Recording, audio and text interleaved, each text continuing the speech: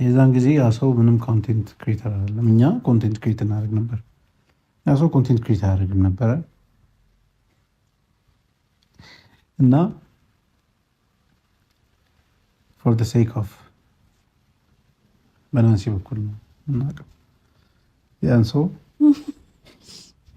በናንሲ በኩል ነው የምናውቀው። እና ሌትስ ጀስት ኮንቴንት ክሬት ማድረግ ምንም እና በቃ ሌትስ ዱ ዲስ ይግባ ምናምን ገባ።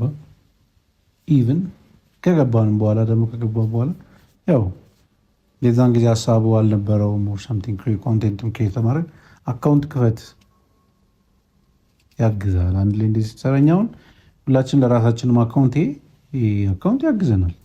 ስለዚህ አካውንት ክሬት አድርግ ምናምን በብዙ ኬለስ እና በስንት መከራ የከፈተው እና እንደዛ ነው የጀመርነው።